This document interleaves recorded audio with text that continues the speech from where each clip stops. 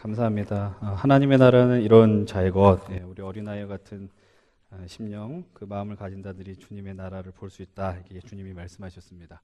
우리 옆에 있는 분들 보면서 이렇게 인사하겠습니다. 즐거운 연휴 기다리십시다. 인사하겠습니다. 예. 그래도 이렇게 인사하겠습니다. 연휴라도 예배는 잊지 마세요. 인사하겠습니다. 혹시 여기에서 연휴가 안 된 분들도 계실 수 있습니다. 그런 분들한테 되게 죄송하고, 그 어린이들도 아닌데 왜 어린이날이 기다리는지 모르겠어요. 그렇죠? 예. 이런 공휴일이 있고 뭐 임시 공휴일이 있으면 여러분들 되게 많이 지쳤잖아요. 여러분들 자주 하는 말이 나 피곤해 이 말이잖아요. 여러분들 이런 시간 속에서 쉼을 잘 누렸으면 좋겠어요. 근데 이렇게 쉼을 누릴 때 이렇게 자꾸 뭔가 해야 될 것 같은 그런 압박감이 있는 분들은 좀 그런 것에서도 해방될 수 있으면 좋겠다 이런 생각을 해봅니다. 그럼 더 피곤해지잖아요, 그렇죠? 그러니까 여러분들 좋은 시간이 왔으면은 사랑하는 가족들하고 또 사랑하는 애인들하고 이렇게 만나서 좋은 시간 보내시고, 뭐 애인도 없으시면 그때는 교회 나오셔서 기도 열심히 하시길 바랍니다. 그래요. 이번 달 함께 나눌 말씀의 주제는 가정이에요. 가정. 특별히 타이틀을 뭐라고 정했냐면은 하나님 나라의 회복이라고 정했습니다.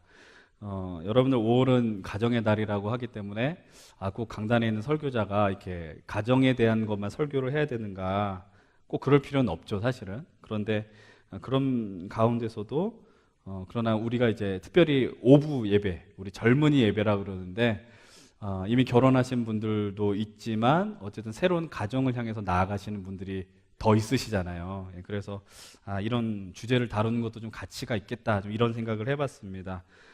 이번에도 그런데 이제 가정, 그런데 왜 하나님의 나라의 회복 이런 주제를 다루느냐, 이걸 먼저 좀 얘기하고 말씀을 진행하려고 합니다. 여러분, 가정은 아주 특별한 공동체라는 것을 아시죠? 여러분들 뭐 담임 목사님께서 주례를 하실 때 많이 쓰는 표현 중에 하나가 이건 내가 선택한 게 아니다, 뭐 이런 얘기를 해요. 우리가 뭔가 이렇게 가입하는 게 아니에요. 내가 뭐 신청서를 내고 들어가서 가정을 세우는 게 아니라는 거죠. 왜 특별할까? 하나님이 세우신 공동체가 두 개가 있다라고 흔히들 얘기를 하죠. 바로 가정과 교회, 이렇게 얘기를 합니다. 그런데 교회보다 먼저 세운 공동체가 뭐라는 거예요? 가정이라는 거죠. 그러니까 여러분들 오늘 말씀의 제목도 그래서 뭐라 그랬냐면은 가정, 하나님 나라의 시작, 이렇게 정했어요. 하나님 나라의 출발이 바로 이 가정이다라는 거죠. 그만큼 하나님이 이 가정을 중요하게 바라보고 계시고, 또 신약 성경을 보면은 사도 바울이 서신서를 통해서 가정에 대한 이야기를 참 많이 했습니다. 뭐 아내들아, 뭐 남편들아, 자녀들아, 뭐 이런 식의 이야기들을 많이 언급했어요. 뭐 에베소서 5장 대표적으로 얘기를 하면은 남편들을 향해서 아내 사랑하는 것을 그리스도께서 교회를 사랑하는 것처럼 하라. 또 아내들을 향해서는 남편을 복종하는 것을 교회 주님께 하는 것처럼 해라. 이 복종이라는 단어가 좀 불편하게 들릴 수 있지만 좀 뭐 이렇게 지금으로 나중에 좀 해석할 기회가 있을 겁니다. 그렇게 바울이 이야기를 많이 했다라는 거죠. 그래서 여러분들 보면 또 이렇게 이야기를 해요. 이 비밀이 크다. 나는 그리스도와 교회에 대하여 말한다. 가정에 대한 이야기를 하면서 나는 이 비밀이 그리스도와 교회에 대해서 말한다, 이렇게 표현을 합니다. 그러니까 이 말의 의미는 뭐냐면 가정이라는 것을 통해서 주님을 볼 수 있고, 또 우리가 있는 이 교회 공동체를 볼 수 있다는 거죠. 오늘 목사님께서 설교하실 때 담임 목사님이 이런 얘기를 하셨어요. 교회는 가정처럼, 또 가정은 교회처럼, 이런 표현을 하셨어요. 그러니까 가정이라는 그 공동체를 통해서 하나님 나라를 볼 수 있고, 주님을 볼 수 있고, 또 어떤 이 교회를 볼 수 있다, 이런 이야기입니다. 유명한 신학자이고 이제 목회자인 존 파이퍼라는 목사님이 계셔요. 아마 이름을 들어보셨을 텐데, 그분이 쓴 책 제목 가운데 결혼 신학이라는 책이 있어요. 결혼 신학. 근데 그 결혼 신학이라는 책의 이 부제를 보면은 이렇게 나와 있어요. 영원한 것을 보여주는 일시적 결혼, 이렇게 쓰여 있습니다. 영원한 것을 보여주는 일시적 결혼이다. 그러니까 이 결혼이라는 게 뭐 중요하지 않다, 이런 걸 얘기를 하는 게 아니라, 결혼이라는 걸 통해서 영원한 하나님 나라를 체험할 수 있다는 거예요. 지금 우리가 사는 이 땅에서 우리가 영혼을 바라보면서 사는 인생인데, 이 땅의 이 가정을 통해서 하나님 나라의 모델을 우리들은 발견할 수 있고 경험할 수 있다라는 그런 하나의 의미가 되는 제목이다라는 거죠.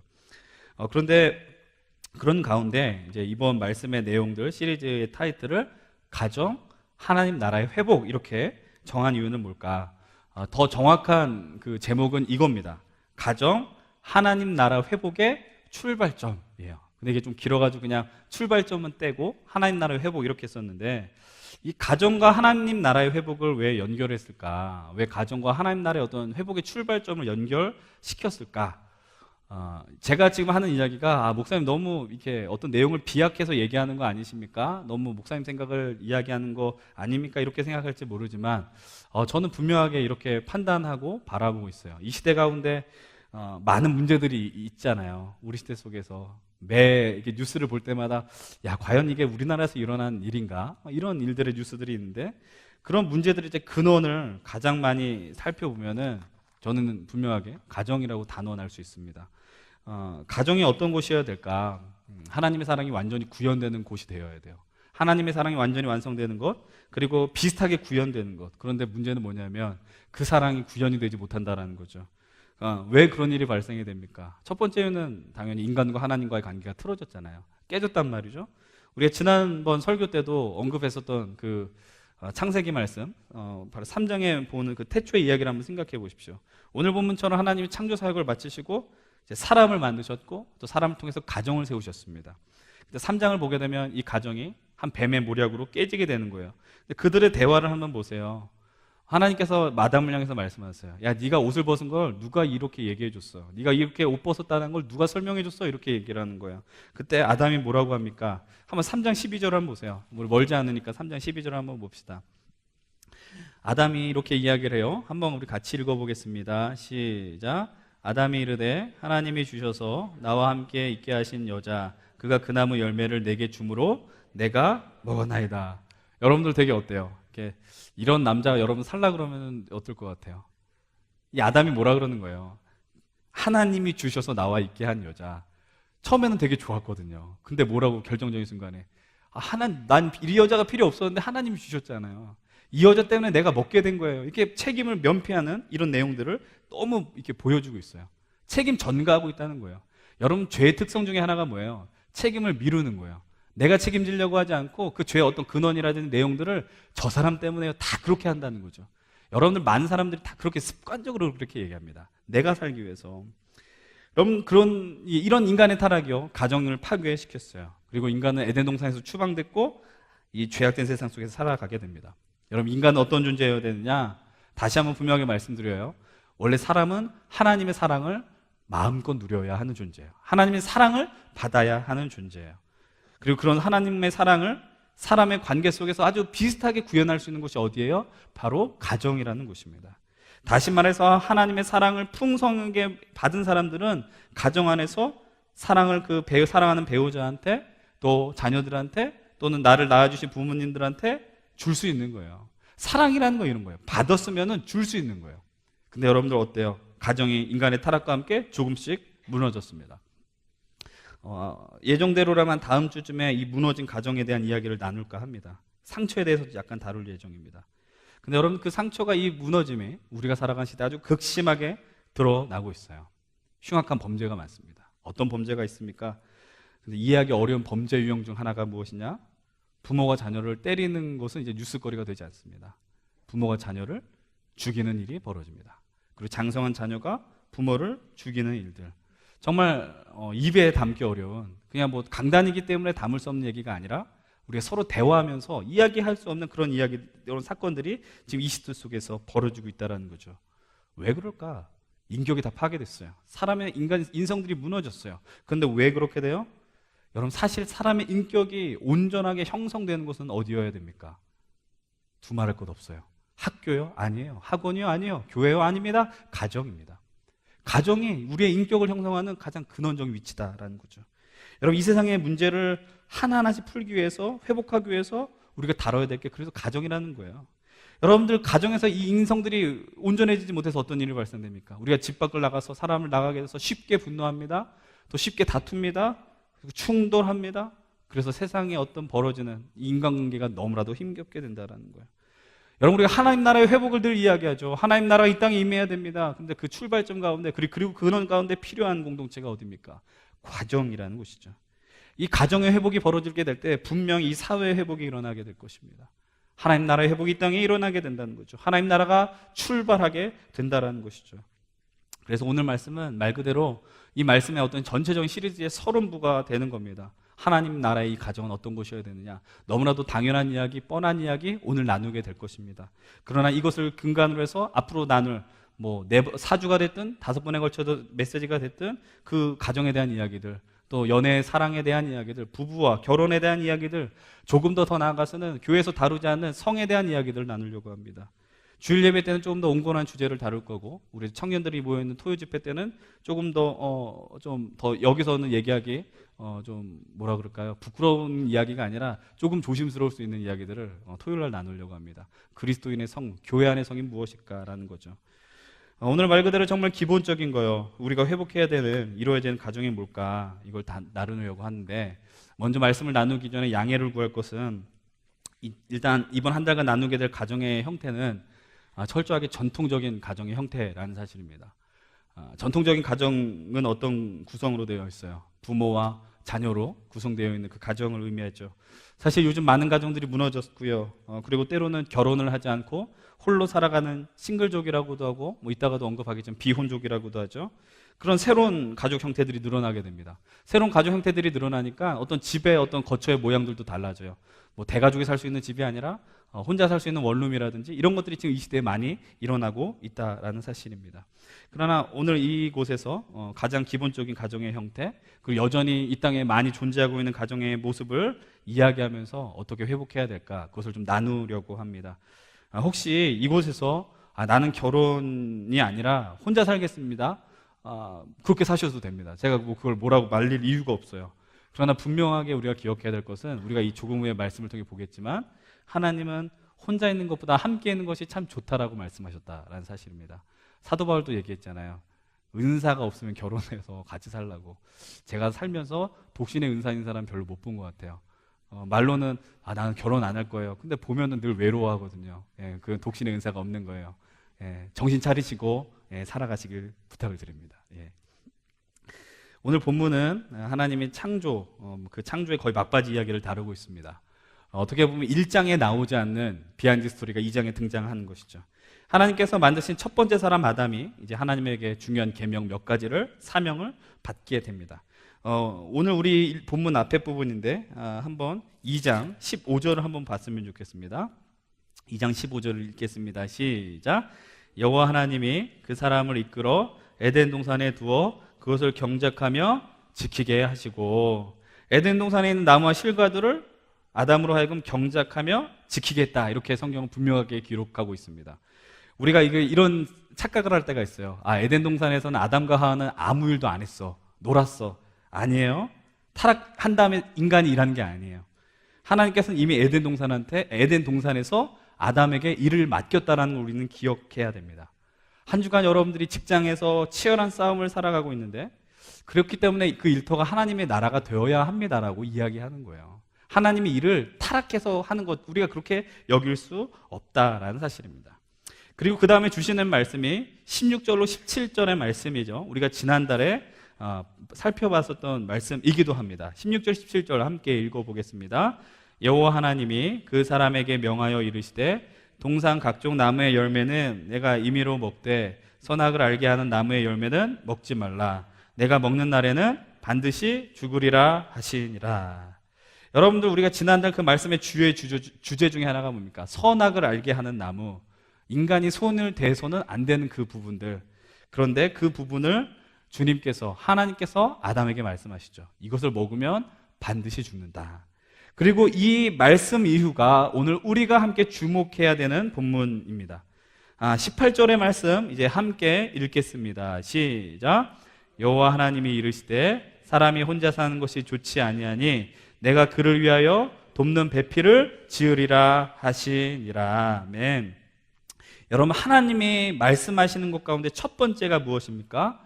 사람이 혼자 사는 게 좋지 않다라고 아주 분명하게 말씀하셨어요. 혼자 사는 게 중요하지 않아.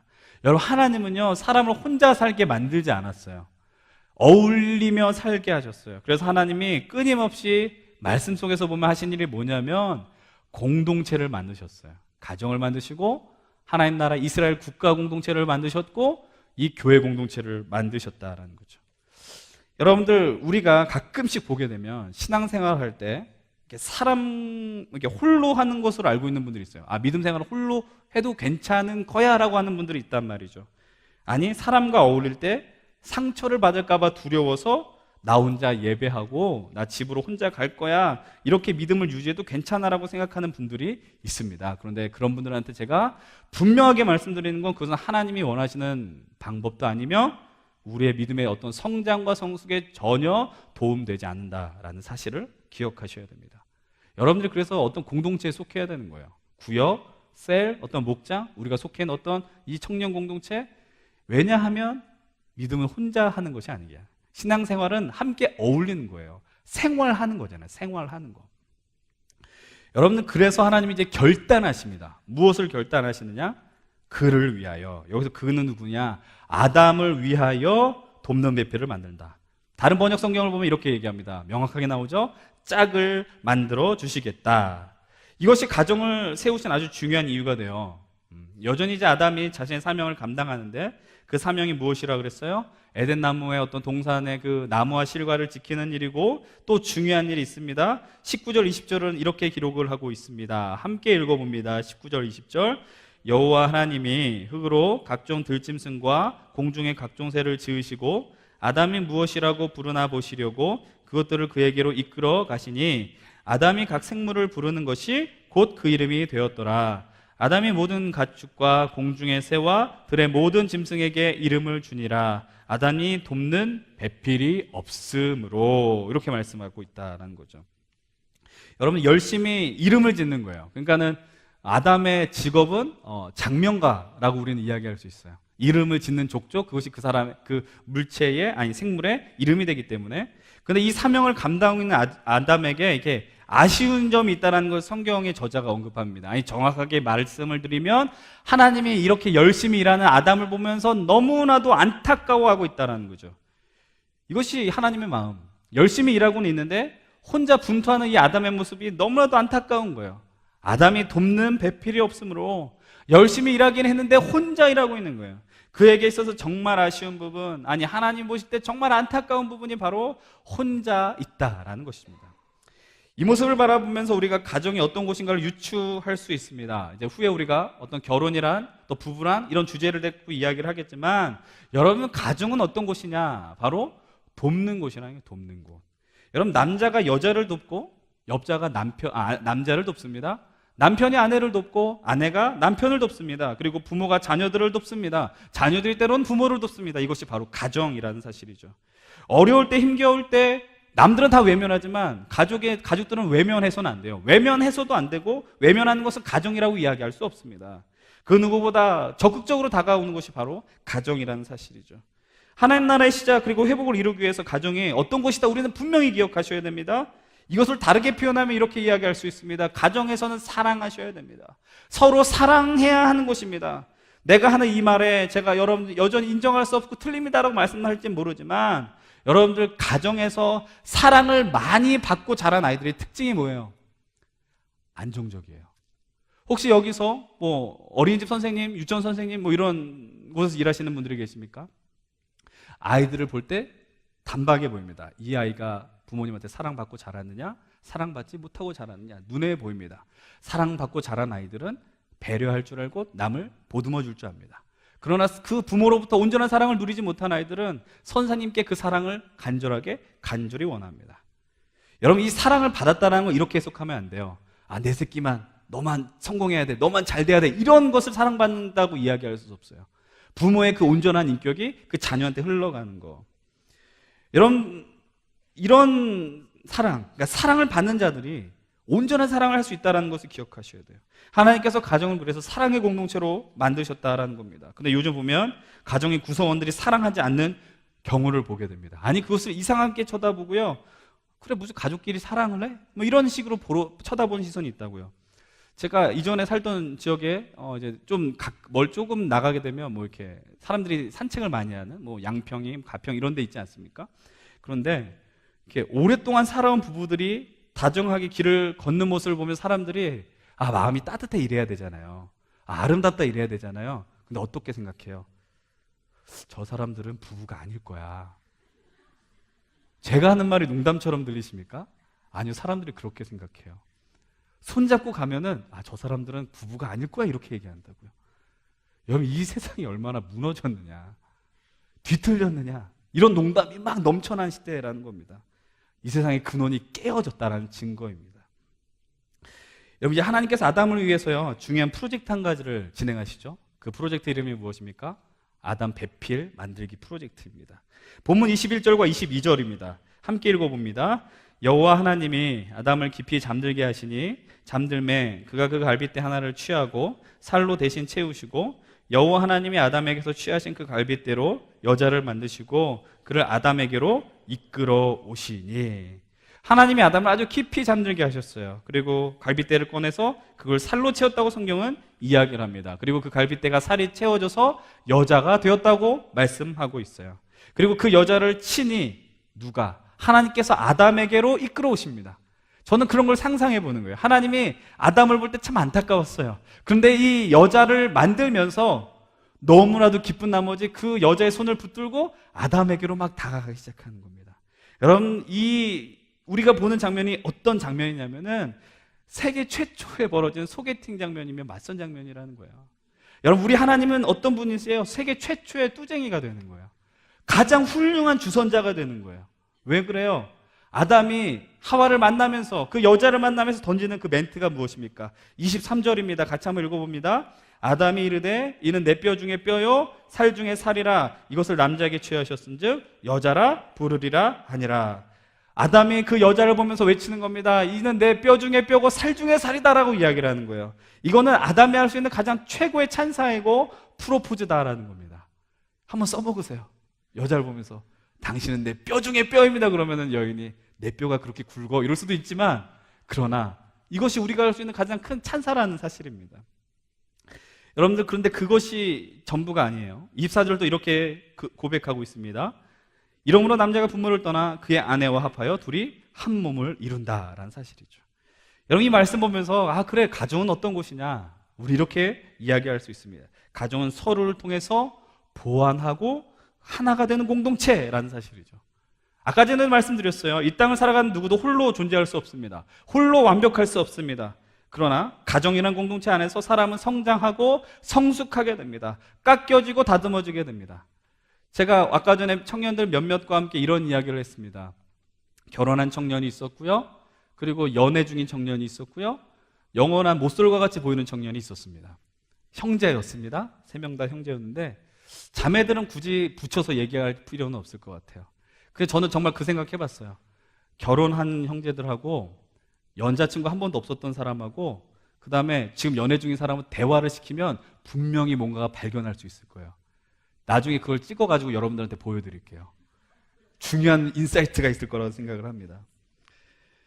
여러분들, 그 안에서 깎여지는 거예요. 결혼할 때 처음에는 사랑하면서 막 결혼한다. 내가 너한테 모든 걸 다 줄 것이다. 근데 서로 부딪히고 깨어지고 죽는 일들이 벌어지는 거예요. 저 이 말씀 묵상하면서 이런 생각해봤습니다. 아담이 갈빗대를, 자기의 의지는 아니었지만 갈빗대로 여자가 나왔습니다. 이것이 희생이라고 생각해봤어요. 가장의 희생, 그 갈빗대를 떼어놓는 거.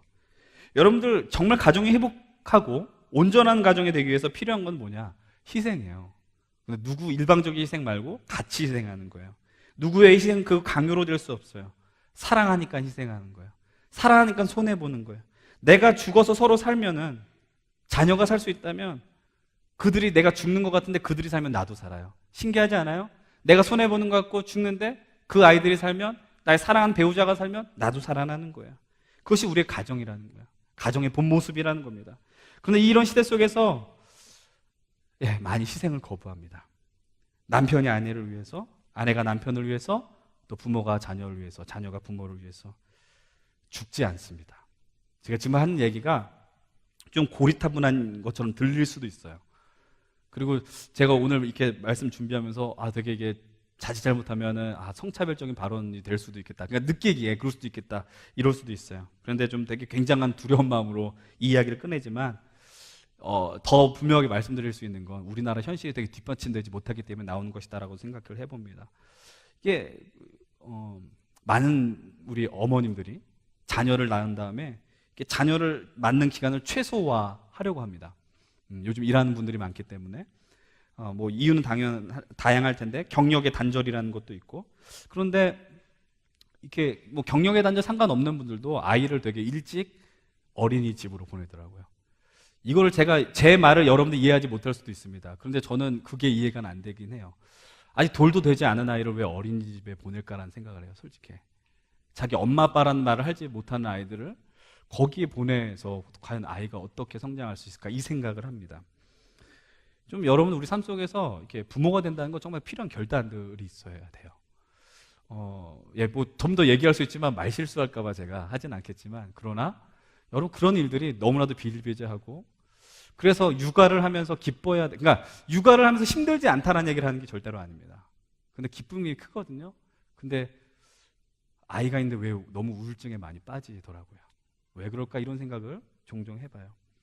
제가 지금 말씀드리는 게 어떤 데이터나 근거로 이렇게 명확하게 하진 않지만 한국에서 가정이 급속하게 무너진 때를 저는 IMF를 기준으로 삼습니다. 제가 그걸 보면서 여러분 얼마 전 그 드라마 있잖아요. 응답하라 1988을 보게 되면 아빠들은 이렇게 뭐 사들고 들어오고 그 다음에 그 가정에서 뭐 옛날 한 지붕 세 가족 같이 주인집이 있고 뭐 새들어 사는 집이 있지만 서로 먹을 거를 이렇게 나눠주고 이런 아름다운 모습들이 있고 그 이전에는 그 가장이 그 벌어오는 돈으로 생활비를 감당할 수 있었어요. 적어도 그랬었던 걸로 기억해요. 근데 그때 IMF로 많은 가정들이 깨졌어요. 경제가 깨졌죠. 많은 사람들이 실직하게 되고 그리고 우리나라에서는 늘 성장이라는 것만 있었던 것 같은데 마이너스라는 걸 최초로 경험한 것이 IMF 시대입니다. 그때부터 벌어진 하나의 사회 현상이 뭐예요? 맞벌이라는 거죠. 이제 모든 사람들이 돈을 벌러 나가게 됩니다. 이것을 나쁘다 좋다라고 이야기하는 것이 아닙니다. 그런데 그때부터 일어난 현상이 있습니다. 그때부터 자녀들이 가정의 돌봄을 받는 것이 아니라 제3의 기관, 학교나 학원이나 제3의 사람들에게 의해서 양육받았다라는 것이죠. 그러면서 이제 가정의 어떤 결핍들, 사랑받지 못한 결핍들의 그 문제들이 사회적으로 많이 만연하게 되었다라는 것이죠. 요즘 또 비혼족이라는 단어가 유행한다라는 것입니다. 결혼을 해야 하는 이들이 결혼하고 싶은데 못하는 것이 아니라 결혼을 하면 감당해야 되는 부담이 싫다는 거예요. 내가 며느리가 되는 그 부담이 싫고 사위가 되는 부담이 싫습니다. 내가 집을 마련해야 되는 부담이 싫고 또 육아 책임도 그런 스트레스를 벗어버리고 싶습니다. 그냥 혼자 살겠습니다 라는 것이죠.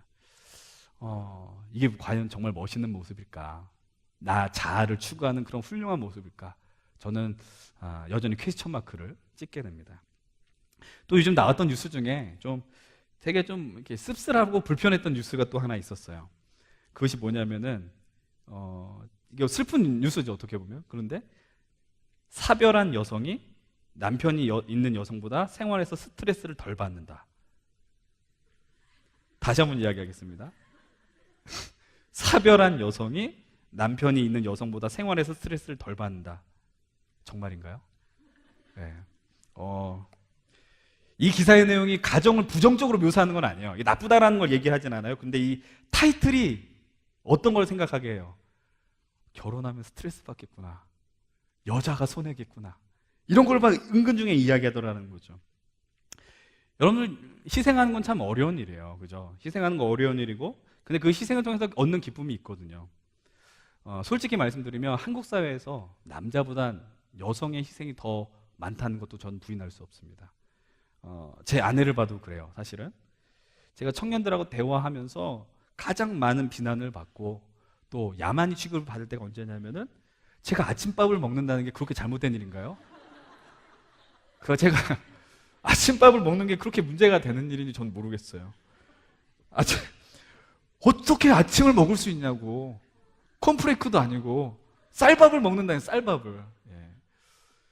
이해가 안 돼. 저는 만약에 제 아내가 밥을 안 해줬으면 전 당연히 안 먹었어요. 근데 제가 지금 10몇 년을 그렇게 해줬으니까 살아왔는데 그 얘기를 한 게 저는 그렇게 취급받는다는 게 너무 마음이 아프더라고요.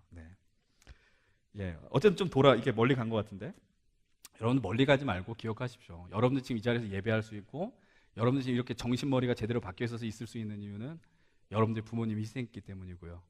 여러분들 그 조부모들이 희생했기 때문이고요. 그분들의 희생 때문에 여러분들 이 자리에 있다는 걸 여러분 놓치지 마십시오. 어떻게 혼자 내가 이 자리에 있을 수 있어? 그럴 수 없다는 거예요. 여러분 우리가 이 자리에 있으면서 그 희생이 없었다면 여러분이 어떻게 하나님의 영광을 대면할 수 있었을까?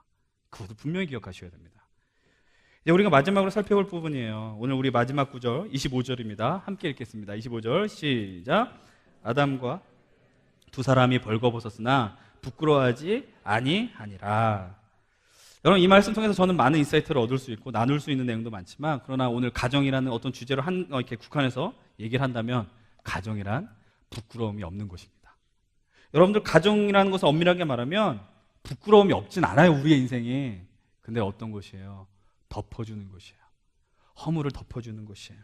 아담과 하와가 부끄러움이 없었다는 사실은 죄가 없었고 수치가 없었다는 의미가 되지만, 이것을 가정으로 확대해보면 가정 안에서 사랑을 통해서 서로의 연약함과 부족한 부분을 덮어주고 채워준다는 것이에요.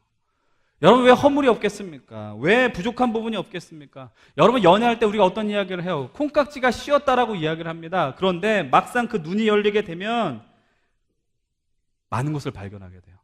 결혼하게 되면 너무나도 많은 것을 보게 돼요. 근데 그것이 부정적인 것일 때가 더 많이 있어요.